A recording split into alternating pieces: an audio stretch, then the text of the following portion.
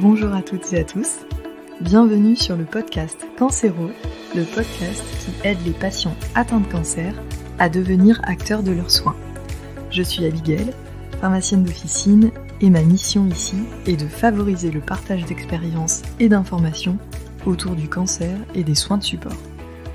Pour mener à bien cette mission, j'accueillerai à mon micro des patients qui nous raconteront leur histoire, mais aussi l'entourage proche, les aidants, les associations d'aide aux malades, ainsi que les professionnels de santé et les professionnels qui interviennent auprès des patients. J'espère que ce contenu vous aidera, et surtout si c'est le cas, n'hésitez pas à le partager auprès de patients de votre entourage. Je vous souhaite une très belle écoute. Bonjour Léa. Bonjour Abigail. Je suis très contente de t'accueillir sur l'épisode 0 du podcast. J'avais besoin de toi pour l'enregistrer, parce que c'est un petit peu dur pour moi de me livrer, de me présenter et de raconter des choses un petit peu personnelles. Donc tu vas m'aider tout au long de cet épisode, tu vas me poser les questions et donc ce sera une interview inversée par rapport à d'habitude. En tout cas, merci pour ton aide. Mais vraiment avec plaisir. Est-ce que tu es prête ? Eh oui. Ok. Alors du coup, Abigail, est-ce que par rapport à tout ça, tu pourrais te présenter un peu, déjà dire qui tu es, ce que tu fais, ce que tu as envie de partager avec nos auditeurs ? Donc je suis Abigail, je suis pharmacienne d'officine, j'exerce mon métier depuis 10 ans et actuellement je suis titulaire d'une officine depuis 5 ans. J'ai donc une pharmacie en milieu rural, une petite pharmacie avec des patients très sympathiques et une équipe formidable, une équipe de 5 personnes. Ok. Et du coup, par rapport à tout ça, pourquoi ce thème ? Pourquoi cette thématique ? Alors je pense que c'est une thématique qui m'a toujours parlé, j'ai toujours plus ou moins baigné dans le domaine de la cancéro. Et déjà quand je suis sortie des études, je trouvais que j'étais très, très peu compétente en fait dans ce domaine-là. Et c'est vrai que ça m'a amenée à beaucoup me former. Je me rappelle en particulier d'une patiente, je sortais des études, j'avais 26, 27 ans, aucune expérience de vie, et je me rappelle qu'au comptoir, j'avais pas du tout su la prendre en charge, je savais pas quoi lui dire, alors qu'elle venait d'apprendre qu'elle avait eu un cancer du sein et qu'elle pleurait devant moi. Et ça, c'est des expériences qui sont un petit peu dures quand on est jeune pharmacien et qui, du coup, je pense, nous poussent, en tout cas, moi, m'ont poussé à me former et à être beaucoup plus compétente sur cette thématique. Et c'est vrai que dans le domaine de la pharmacie, la cancéro, c'est là aussi où on a les médicaments les plus toxiques. Et du coup, ceux qui nécessitent aussi le plus d'attention et le plus de vigilance vis-à-vis de nos patients. Donc voilà, donc c'est vrai que c'est une thématique qui m'a toujours beaucoup parlé.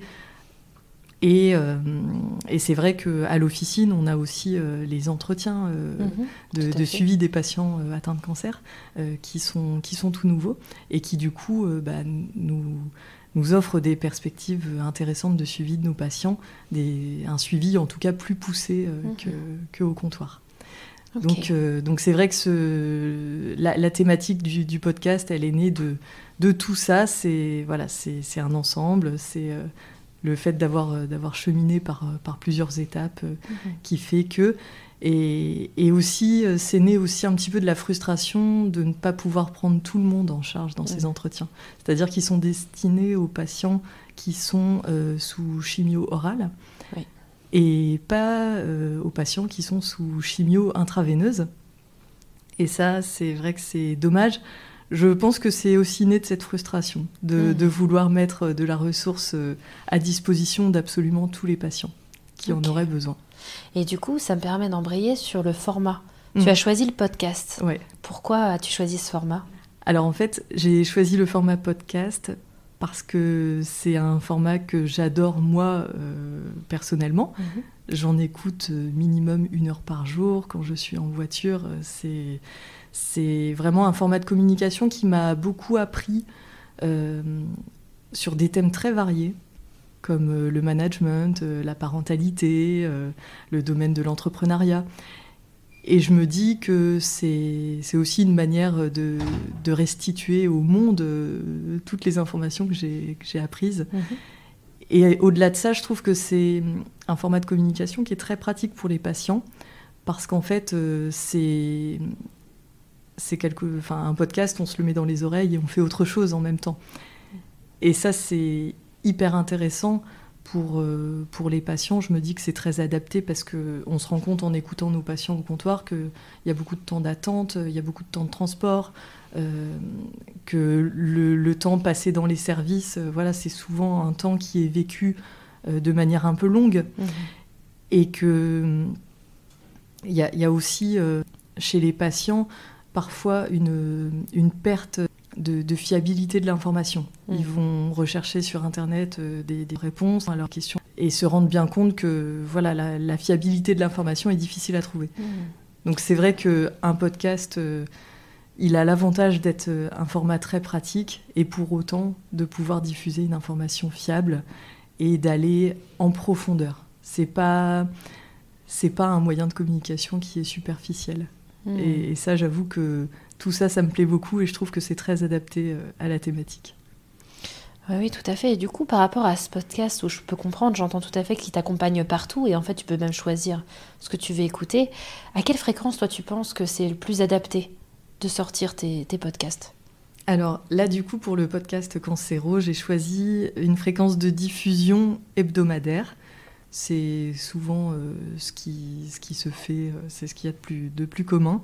Mais j'ai choisi de le faire sous forme de saison pour être sûr de tenir le rythme sur la distance, en fait. Sûr. Parce qu'avec mon métier à côté, je ne voulais pas m'ajouter une pression et ne le faire que 6 mois.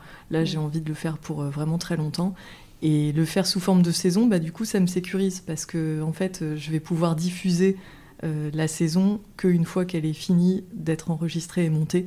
Et pour moi, c'est une sécurité, étant donné que j'ai un boulot très prenant à côté. Ok. Et du coup, par rapport à ce que tu disais, donc tu as parlé de patients donc, qui pouvaient effectivement écouter ces podcasts. Est-ce que toi, ce podcast est à destination plus des patients ? Pour qui, en fait, à qui, selon toi, serait-il destiné ? Alors, bien sûr, aux patients, en premier lieu, ça c'est sûr que c'est l'information, le contenu que j'écris est bien sûr destiné aux patients. Le but, c'est de les aider à mieux surmonter l'épreuve, qu'ils puissent avoir une espèce de boîte à outils. Alors peut-être pas se servir de tous les outils, mais en tout cas, quand ils en ont besoin, de piocher ce qui leur parle, ce qui leur fait du bien, et puis d'avoir une information vraiment éclairée. Après, je pense que c'est aussi un podcast qui pourra aussi être destiné aux accompagnants, aux aidants, et en général, toute personne qui veut aider un patient qui est atteint de cancer à mieux traverser l'épreuve. C'est vraiment un podcast où, à mon avis, pas mal de monde pourra se retrouver et trouver de l'information utile pour accompagner au mieux les patients. Et je me dis aussi, pourquoi pas, parce que je donne aussi quelques cours à la fac, pourquoi pas aussi être un format de communication, une diffusion d'informations auprès des étudiants. Oui, c'est sûr. Aussi un autre moyen d'avoir... Enfin, c'est complémentaire des cours, en fait. Oui, complètement. Et ça peut être intéressant d'avoir de l'information de professionnels de santé et de l'information patients sur leur vécu et de diffuser aussi auprès des étudiants. Je pense que ça peut être très intéressant pour leur formation. C'est vrai qu'en fait, ce qui peut manquer parfois dans les formations, c'est vraiment le côté expérience de la vraie vie. Et là, c'est quelque chose vraiment de très riche que tu apportes grâce à ce podcast. Et du coup, avec tout ça, on a un peu envie de savoir, Abigail, qu'est-ce que tu peux nous raconter un peu, nous détailler les titres, ce qu'il va y avoir dans la saison 1 ? Alors, la saison 1, elle est très riche et j'avoue que je suis fière du résultat. Ça a été de longs mois de travail. Là, j'y suis depuis plus de 6 mois. Et c'est vrai que ça nécessite beaucoup de travail, mais en même temps, ça a été très, très enrichissant. Et pour vous faire un petit teasing de la saison 1, j'accueille sur la saison 1 du podcast 2 patientes qui ont eu la sincérité et le courage de me partager leur expérience de soins. Elles ont toutes les deux été traitées pour un cancer du sein, une avec chimiothérapie et l'autre non. Alors sans chimiothérapie, ça reste un parcours très très compliqué avec chirurgie, radio et hormonothérapie. Donc voilà, c'est vraiment deux expériences des soins très intéressantes et vraiment elles se sont livrées avec une grande authenticité, une grande sincérité et pour ça, mille merci à elles, elles ont été vraiment extraordinaires. Et après, j'ai aussi rencontré les professionnels de santé de l'UMA, donc l'unité de médecine ambulatoire du CHU de Reims où tu travailles, Léa. Donc toi, tu fais partie de la saison 1 aussi, avec un épisode bonus spécial méditation. J'ai aussi rencontré une infirmière coordinatrice. On a discuté de conseils très pratico-pratiques que tout patient peut appliquer pour mieux vivre ses soins. J'ai aussi rencontré Mélanie, qui est la diététicienne du service, avec qui on a détaillé les recommandations alimentaires pendant les traitements. J'ai aussi rencontré Fadila, la socio-esthéticienne du service, où là on a discuté des soins qui permettent d'éviter au maximum, de prévenir les effets secondaires des traitements. Et j'ai discuté activité physique adaptée avec Léna, l'enseignante en APA du service. Voilà pour le petit teasing de la saison 1. Super, merci beaucoup Abigail, on a hâte. Merci à toi Léa.